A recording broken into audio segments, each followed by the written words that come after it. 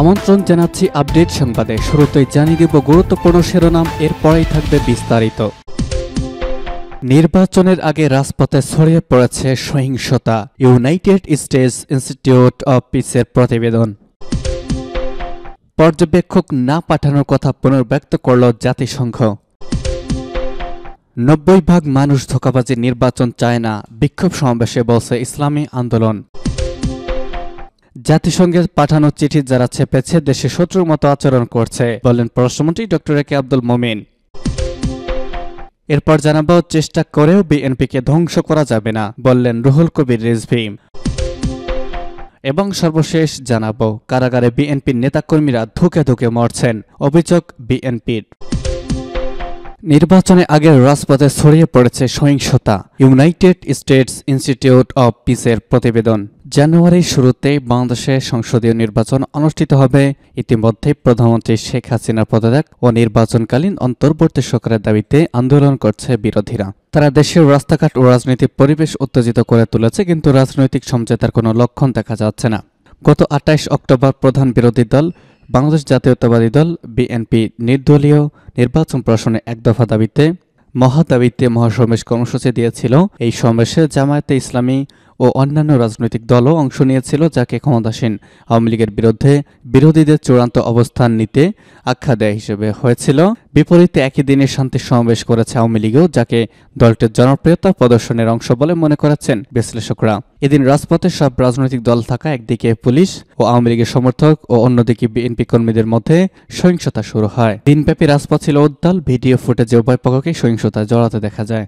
এদিকে বিরোধী দলের সমর্থকরা একজন পুলিশ কর্মকর্তাকে পিটিয়ে মেরে ফেলে ও বেশ কয়েকজনকে গুরুতর আহত করে। তারা একটি পুলিশ হাসপাতালে আগুন দেয়, সুপ্রিম কোর্টের প্রধান বিচারপতির বাড়িতে হামলা করে, এমনকি বেশ কয়েকজন সাংবাদিককে লাঞ্ছিত করে, যা সত্য প্রমাণিত হয়নি। এগুলো আওয়ামী লীগ করেছে। ঘটনার পর বিএনপি দাবি ইচ্ছাকৃতভাবে তাদের সমর্থকদের সহিংসতায় উস্কানি দেওয়া হয়েছে। তাদেরকে আন্দোলনকে প্রশ্নবিদ্ধ করার জন্য নাশকতা করা হয়েছিল, কিন্তু সহিংসতা সম্পত্তি ধ্বংসে দলটির ভূমিকা কথা অস্বীকার করার কোনো উপায় নেই। সরকার বলছে এসব অবরোধ ও সহিংসতা অতীতের অনেক ব্যস্ত পাবলিক স্পেস জনশূন্য করে রেখেছে, অর্থনীতির বিলিয়ন বিলিয়ন ক্ষতি করেছে। পর্যবেক্ষক না পাঠানোর কথা পুনর্ব্যক্ত করল জাতিসংঘ।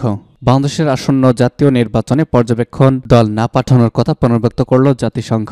সেই সঙ্গে একটি অবাধ, সুষ্ঠু ও বিশ্বাসযোগ্য নির্বাচন প্রত্যাশার কথা জানিয়েছেন জাতিসংঘ মহাসচিব অ্যান্তোনিও গুতেরেস। মুখপাত্র ডোজারিক স্টেফেন জাতিসংঘের আয়োজিত সংবাদ সম্মেলনে দুই বাংলাদেশি মানুষ নিহতের প্রশ্নের জবাব দিয়েছেন।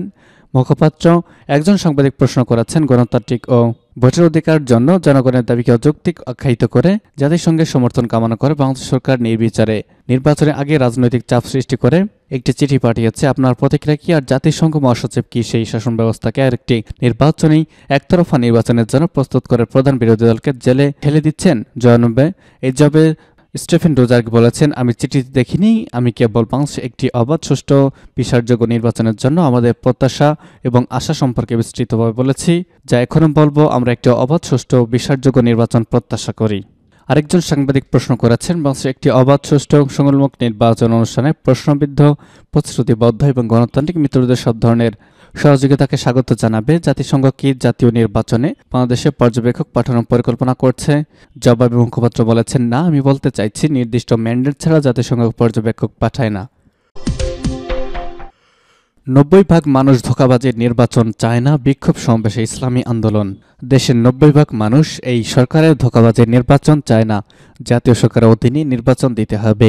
সকল বিরোধী দলে অংশগ্রহণে নির্বাচন ছাড়া কোনো নির্বাচন হতে দেওয়া হবে না। বিরোধী দলবিহীন প্রশাসনের 7 জানুয়ারি নির্বাচন দেশবাসী রুখে দেবে। অবৈধ সংসদ ভেঙে দিয়ে জাতীয় সরকারের অধীনে একটি অবাধ, সুষ্ঠু নির্বাচনের ব্যবস্থা করতে হবে। এই সরকারের ক্ষমতায় থাকার নৈতিক অধিকার নেই। একতরফা ঘোষিত তফসিলের প্রশ্নের পাঠানো নির্বাচন থেকে ফিরে আসুন, না হয় দেশ গৃহযুদ্ধের দিকে ধাবিত হবে। এর দায়িত্ব সরকারকেই বহন করতে হবে। বিতর্কিত নির্বাচন কমিশন একতরফা নির্বাচিত তফসিল বাতিল, সকল রাজবন্দীদের মুক্তি, বর্তমান সংসদ ভেঙে দিয়ে জাতীয় সরকারের অধীনে সংখ্যানুপাতিক পদ্ধতিতে জাতীয় নির্বাচনের দাবিতে ইসলামী আন্দোলন বাংলাদেশ ঢাকা মহানগরের উদ্যোগে ইসলামী আন্দোলন বাংলাদেশে সিনিয়র প্রেসিডিয়াম সদস্য প্রিন্সিপাল মাওলানা সৈয়দ মোসাদ্দেক বিলাল আল মাদানী বলেছেন এসব কথা। সভাপতির বক্তব্যে প্রিন্সিপাল হাফেজ মাওলানা শেখ ফজলে বারী মাসুদ বলেছেন, সরকার প্রধানের কার্যক্রম দেখে এটা পরিষ্কার যে প্রতিশোধপরায়ণ মানসিকতা নিয়ে তিনি দেশ শাসন করছেন। যখন দেশের ঘরে ঘরে অভাব, যখন মানুষ নির্যাতিত, অধিকার বঞ্চিত, তখন ঢাল ঢাল ঢোল তবলা বাজিয়ে আওয়ামী লীগের উল্লাস দেখে জনগণ ক্ষুব্ধ, স্তব্ধ। আওয়ামী লীগ ও নৌকার প্রতি মানুষের ক্ষোভ ও ঘৃণা ক্রমেই বেড়ে চলেছে। জনসমর্থন হারিয়ে দিশেহারা ও বিপর্যস্ত, এজন্য সুষ্ঠু ও নিরপেক্ষ নির্বাচনকে ভয় পায়। সমাবেশ শেষে একটি বিশাল মিছিল বাইতুল মোকাররম উত্তর গেট থেকে এটি শুরু হয়ে পল্টন মোড়, বিজয়নগর পানির ট্যাঙ্কি হয়ে পুনরায় বাইতুল মোকাররম উত্তর গেটে এসে সমাবেশ সমাপ্ত হয়েছে। জাতিসংঘে পাঠানো চিঠি যারা ছেপেছে দেশে শত্রুর মতো আচরণ করছে, বললেন পররাষ্ট্রমন্ত্রী। জাতিসংঘে পাঠানো বাংলাদেশের পররাষ্ট্র মন্ত্রণালয়ের থ্যাঙ্কস লেটারটি গণমাধ্যমে ছাপা উচিত হয়নি এবং যারা ছাপেছে তারা দেশে শত্রুর মতো আচরণ করছে বলে মন্তব্য করেছেন পররাষ্ট্রমন্ত্রী ডক্টর এ কে আব্দুল মোমেন। তিনি বলেছেন, প্রতি বছরই জাতিসংঘের সফর শেষে এই ধরনের চিঠি দেওয়া হয়, এটা একান্ত ব্যক্তিগত, যা কিভাবে গণমাধ্যমে ছাপা হয় তা বোধগম্য নয়। গতকাল সন্ধ্যায় ব্যক্তিগত সফরে সিলেটে গিয়ে একটি অনুষ্ঠানে সাংবাদিকদের প্রশ্নের জবাবে কথা বলেছেন তিনি।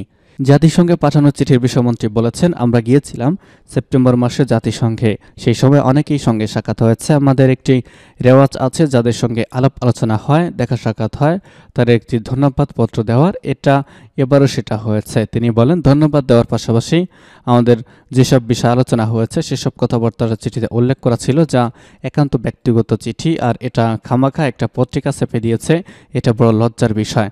পোশাক খাতে নিষেধাজ্ঞা নিয়ে প্রশ্নের জবাবে আব্দুল মোয়েন বলেছেন, এসব খামোখা, আমার কাছে এমন কোনো তথ্য নেই। কিছু বিপদগামী লোক নির্বাচন বানচাল করতে এসব কথা বলে আতঙ্ক সৃষ্টির চেষ্টা করছেন। চেষ্টা করেও বিএনপিকে ধ্বংস করা যাবে না, বললেন রুহুল কবির রিজভী। বিএনপির সিনিয়র যুগ্ম মহাসচিব রুহুল কবির রিজভী বলেছেন, সরকার ভাবছে সাজা দিয়ে বিএনপিকে প্রতিরোধ করতে সক্ষম হবে, কিন্তু বিএনপি ফিনিক্স পাখির মতো চেষ্টা করেও ধ্বংস করা যাবে না। এক ভার্চুয়াল সংবাদ সম্মেলনে তিনি এসব কথা বলেছেন। রিজভী আরও বলেছেন, একতরফা নির্বাচন বাস্তবায়নের লক্ষ্যে তা মামলা, গায়েবী মামলা ও ফরমায়েশি রায় দিয়ে বিএনপি নেতাকর্মীদের সাজা দেওয়া হচ্ছে। দেশে এমন একটি পরিস্থিতি তৈরি করেছে যেখানে সত্য কথা, মানুষের ভোটের অধিকারের কথা বলা সবচেয়ে বড় অপরাধ। পরবর্তী কর্মসূচির বিষয়ে রিজভী বলেছেন, বিএনপির পরবর্তী কর্মসূচি আগামী 10 ডিসেম্বর আন্তর্জাতিক মানবাধিকার দিবস উপলক্ষে সেদিন গুম খুনের শিকার হওয়া ব্যক্তিদের পরিবারের সমন্বয়ে মানববন্ধন কর্মসূচি পালন করা হবে। ঢাকা মহানগর সহ জেলা সদরেও এই কর্মসূচি পালিত হবে। ঢাকায় মানববন্ধন হবে জাতীয় প্রেস ক্লাবের সামনে সকাল 11টায়। এ বিষয়ে ঢাকা মহানগর বিএনপি সার্বিক প্রস্তুতি গ্রহণ করেছে। ঢাকার বাইরের অন্যান্য জায়গাগুলোতে মানববন্ধনের সাফল্যমণ্ডিত করার জন্য তারা প্রস্তুতি নিয়েছে। এ সময় রিজভী আরও বলেছেন, সরকারের দিক থেকে বাধা বিপত্তি যদি আসে, সবকিছুকে প্রতিহত করে অন্যায়ের বিরুদ্ধে প্রতিবাদের প্রতি হিসেবেই মানববন্ধন কর্মসূচি সফল করতে হবে।